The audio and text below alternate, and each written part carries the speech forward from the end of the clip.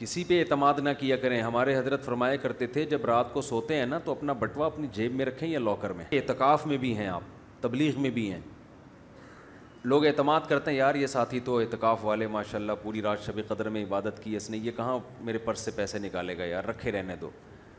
تو بھائی نیت بدلتے دیر نہیں لگتی, ایک بات. نمبر 2, اگر وہ کسی اور نے چرا لیے, بدگمانی آپ کو کس سے ہوگی؟ اس سے. یہاں بھی ایک اچھی بلی ٹینشن.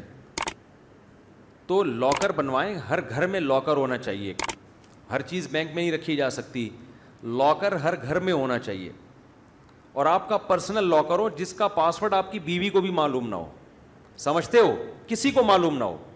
یہ میں اس لیے کہہ رہا ہوں کہ پھر بعض دفعہ چوری ہوتی ہے تو شک بیوی پہ جانے لگے گا. شیطان میاں بیوی کو لڑوانے میں بہت بڑا کردار ادا کرتا ہے. ایسا کام کیوں کرتے ہو کہ آپ کے دل میں بیوی کا شک پیدا ہو جائے بیوی کے بارے میں کہ یار اس نے تو نہیں چروایا, کیونکہ ایسا نہ ہو آپ کو پتہ ہے کہ پاسورڈ اسی کو معلوم ہے تو اس نے نہ چوری کروایا ہو. جب آپ کو پتہ ہے میرے علاوہ کسی کے پاس پاسورڈ نہیں ہے تو آپ بدگمان نہیں ہوگے اگر چوری ہوتی ہے اپنے گھر والوں سے. سمجھتے ہو کہ نہیں سمجھتے؟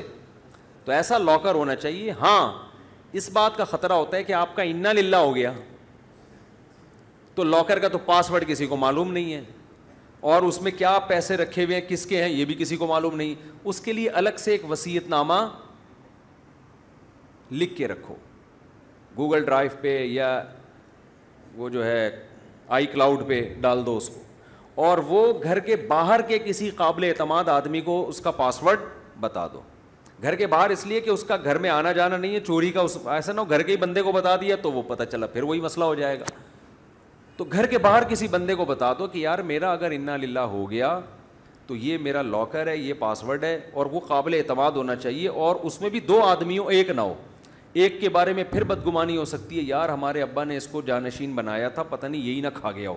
تو 2 آدمیوں میں امکان کم ہوتا ہے کہ یہ کھائے گا تو دوسرا منع, تبھی تو قرآن نے 2 مردوں کی گواہی کا کہا ہے نا. تو 2 آپ کے وہ قابل اعتماد, میں نے اپنے سارے معاملات اسی طرح کیے ہوئے ہیں. 2 بندے جو میرے خاندان کے نہیں ہیں, کیونکہ خاندان کے افراد ہوں گے تو ان کے بارے میں کوئی بدگمانی کر سکتا ہے کہ یار انہوں نے کوئی نہ کر دیا ہو, تو خاندانوں کو کیوں لڑوا رہے ہو بھائی آپس میں.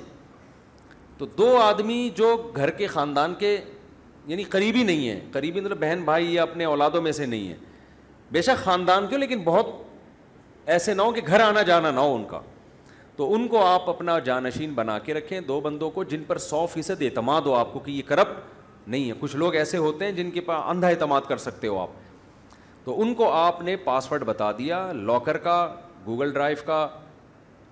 میں نے تو اپنے آئی فون کا پاسورڈ بتایا ہوا ہے کہ میں جیسے ہی مر جاؤں میرا حساب اس میں, تو یہ میرا پاسورڈ ہے, یہ کھول کے یہ پیسے بینک میں اتنے زکوٰۃ کے, اتنے میرے ذاتی, اتنے فلانے کے, اتنے ڈمکانے کے, تو کوئی انشاءاللہ پرابلم نہیں ہوگی. تو اس طرح جو ہے, اسی طرح لاکر کا بھی اسی میں بتایا ہوا ہے فولڈر میں کہ لاکر میں یہ چیز رکھی ہوئی ہے, یہ چیز اس کی ہے, یہ فلاں کو دے دینا, فلاں کو دے دینا. یہ سارے کام پہلے کر لیں کیونکہ کوئی بھی کسی بھی ٹائم پہ مر سکتا ہے. لوگ مر جاتے ہیں, پیچھے لوگوں کے لیے ایک عذاب کھڑا کر کے چلے جاتے ہیں, عذاب کھڑا لڑوا کے چلے جاتے ہیں اپنی اولادوں کو. وہ لڑتے ہی رہتے ہیں کہ یہ ہے کس کا.